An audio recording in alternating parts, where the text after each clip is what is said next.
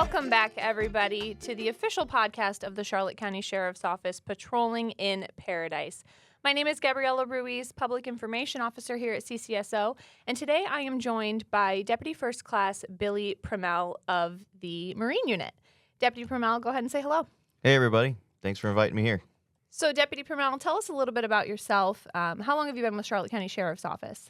I've been with the Sheriff's Office 15 years this summer. 15 years. Yes. So what units have you been a part of in those 15 years? I started out as a patrolman like many. I worked my way through investigations, criminal investigations, major crimes, and then in 2020 I joined the Marine Unit as the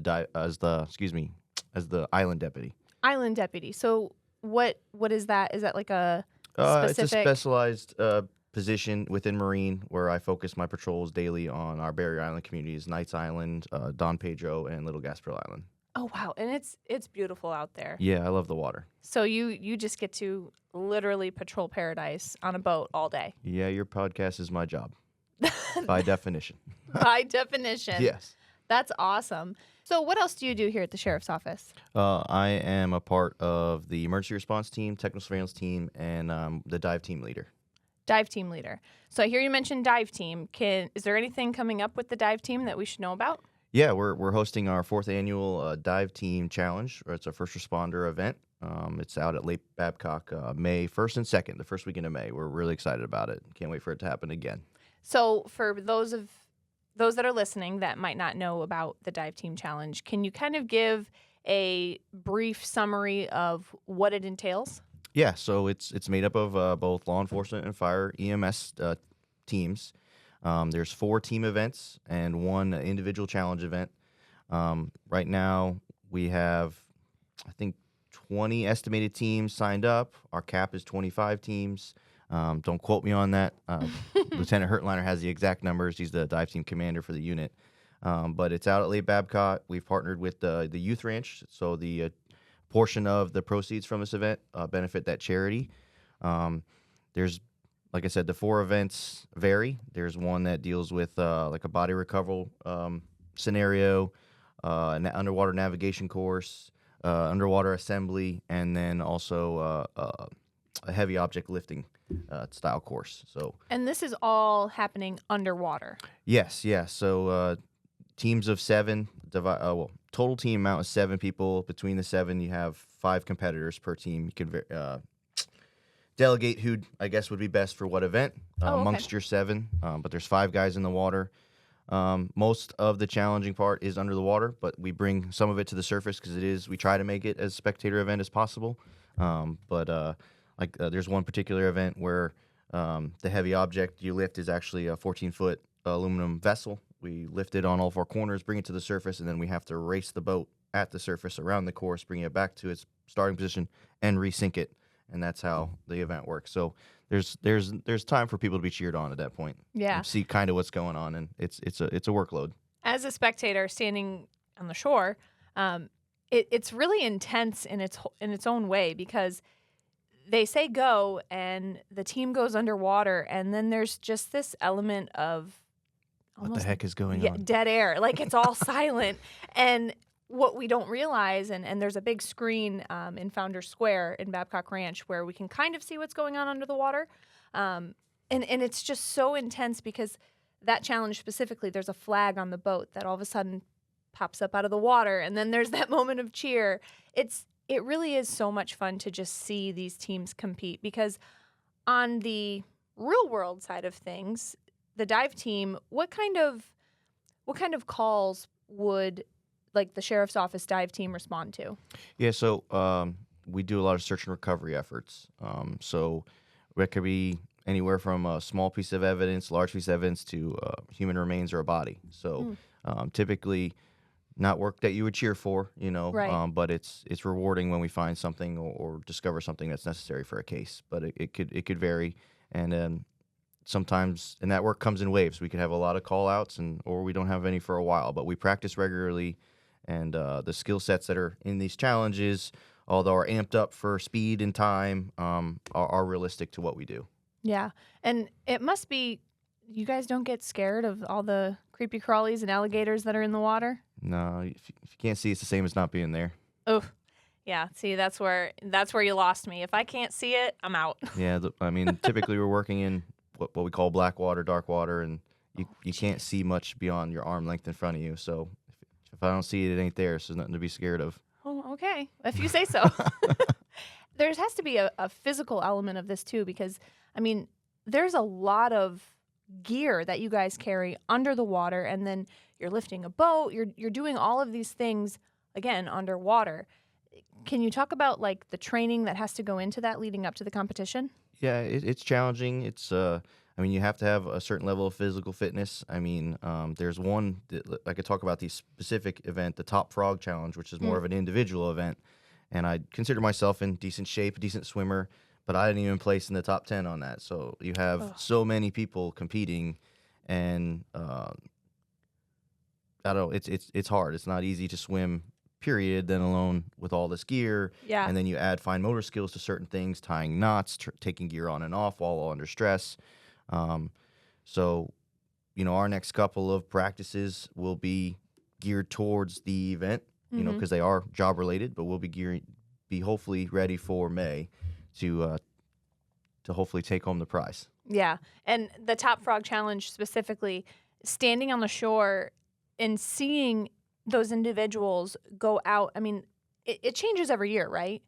Yeah, so we have partnered with the entire regional law enforcement and fire and EMS. So Charlotte Fire EMS, Lee County Sheriff's Office, Sarasota PD, Sarasota Sheriff's Office, and Manatee County Sheriff's Office have all come together to kind of take a role in this event as it's grown over the many years. It started 4 years ago with 8 teams, then 16 teams, and last year was 22 teams, and we have teams that are committed from out of state now coming. So Oh, wow. it's just growing. So we've partnered with them, and each event is kind of, hey, Lee, you're responsible for judging this one and making sure it runs this way, and so. And then the Top Frog is kind of like the question mark. What is it going to be this year? And Manatee County spearheaded that last year. They did an awesome job.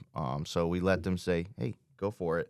I don't know if it'll be run the exact same way or if they're going to throw another Loophole. into it where like, okay, now we got to do that, or this was taken away and this is even harder, or whatever the case may be. But you kind of find that out on game day. Yeah. Yeah, that's the one event you don't really get too much heads up on what it's going to be. It's just, I mean, again, standing on the shore and watching each competitor go out and participate in that challenge, it's a ton of swimming and carrying. I think last year there was like a barrel that they had to drag out and then come back. And literally at the end of the competition, it's watching the competitors collapse on the shore. I mean, that was just well, it was you and several others. Yeah. Just collapse and try to catch their breath because it is so physically demanding. As a spectator, obviously not as a swimmer, it's probably the most fun to watch because that shoreline is just packed with people cheering and watching you guys go out and come back. And I know you mentioned partners, so you partner with Highlands County and all of these different counties that kind of help build the competition. But there's other partners that kind of work in the background, like the underwater video. Oh, yeah. Can you talk about some of them? Yeah, so we have a lot of our sponsors that come, and a dive shop that we work with has provided underwater cameras that we have at the one assembly station. So if the water is clear enough, that's the one caveat. You can actually see what the guys are doing at the table, putting together the large apparatus, which ends up getting lifted and dragged to shore by the team. But the sponsors that brought, he actually had an underwater drone and was utilizing it under the water and using its technology to actually view what was going on, not only but video, but sonar radar style camera system.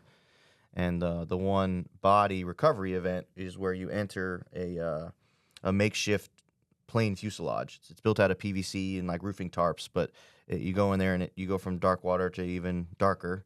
But that drone had the capability of actually tracking the deputies or the divers through the plane, grabbing the pilot, the dead body, pulling it out, bagging it, and swimming it to shore, and you were actually kind of able to track the speed, and it was really cool to see on the screen. When I wasn't doing it myself, to see it, I was like, it's pretty cool technology. So Yeah. We have lots of sponsors coming out. The entire day before, we're encouraging teams to come down and actually demo some of this equipment. So trying to make it the most bang for their buck too. The sponsors that are supporting us. Okay. I know from my side of the house, the public information side, I actually met somebody from, I believe it was Dive Right. Yep. And he had a drone that was above the water, and he was showing me some of the footage from the competition, bird's eye view, for lack of a better term. And these sponsors, like Dive Right and others, is there a way that if somebody was interested in being a sponsor, is there a way that they could still do that? Oh yeah, absolutely. We're still looking for sponsors. You know, we've the ones we've paired with have been beneficial for some of the things we need, but to really get the most bang out of our buck for the youth ranch as well, we are looking for more sponsors. And I know that the flyer that we have made up is on our social media pages. I mean, you could correct me if I'm wrong on that, Gabriella, but No, it is. on that there's my contact information or Lieutenant Hertenliner's contact information, and we'd love to talk to you, love to see what you're willing to help us with, and be part of the event. Absolutely. Yeah, and it's, my team, we really focus on community partnerships, and that's a big part of any event, is having those sponsors come out because they get that publicity. And Founders Square in Babcock Ranch, it's a big event. There's lots of things going on because this event is also paired with the Babcock Public Safety Day. Yes. Is that correct? Yes, it is. Yeah. Yeah, it's a really big day. There's tons of things going on. There's other vendors out there.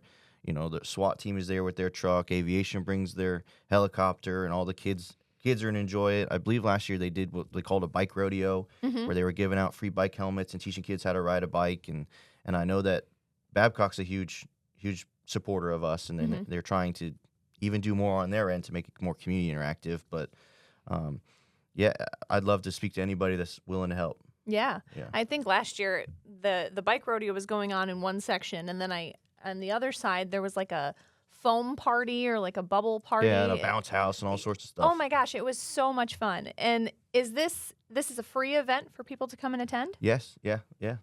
I don't think there's any charge. Babcock does not charge you to come, and then we're not looking for that at all. We just want you to come out, and the youth ranch is there. They're accepting donations. If you choose to be a donor, right there on the spot, you can. If you're not a sponsor donating towards the event, you can go and just scan a QR code and give the kids $20 or whatever you feel like donating that day. So, but the event itself is just come on out, enjoy your day.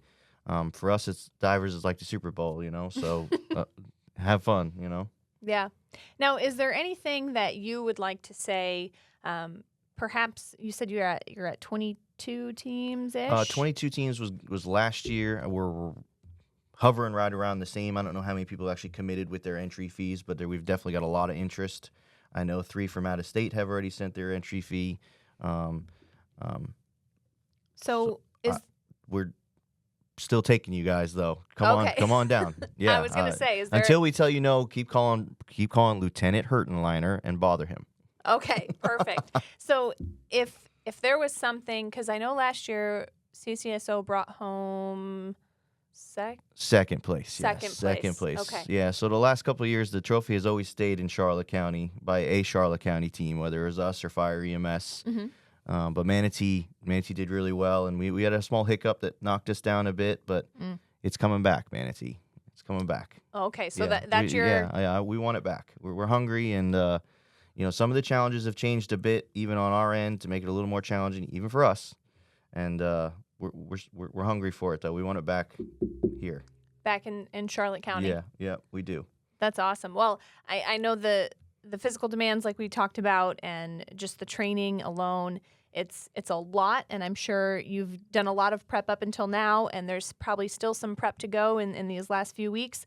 But I have no doubt that you guys will prevail, and I'm really, really excited to stand on the shore again and watch you guys. Well, thank you, Gabrielle. We're excited to host and do it all over again. So, and I don't think it's going anywhere. It just keeps growing. So no, it really is a big event. I mean, just last year alone, the Public Safety Day, with the Dive Team Challenge itself, there's people walking up and down that boardwalk area.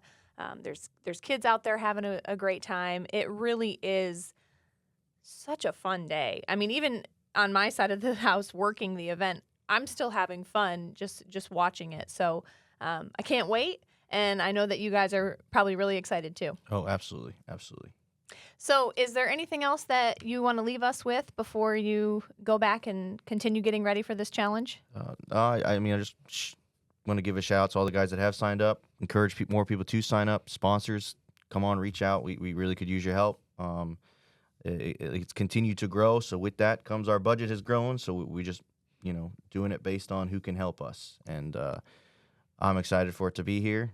Mm-hmm. And it's a Super Bowl. yeah, for us it is, and it's grown that way. Like starting in a small lake at a community college to Founders Square in Babcock, who's opened their arms and the doors to us to, hey, make it yours. And it's like I said, it just continues to grow. So I can't wait. That's all I can say. I cannot wait. Yeah, I cannot wait. It's a lot of fun, and it's 2 days of that fun. Yep. And Friday and Saturday, the events are divided up each day. 2 team events followed by the individual event the next day. 2 team events, and then the individual event concludes, because there's usually typically that many people that sign up for the individual event, one diver at a time, that we have to run multiple heats each day. Yeah. So and that's a huge part of the day. it's a long day, even just watching Yeah, the teams. It's exhausting, but it is a blast. Yeah, I'm very excited.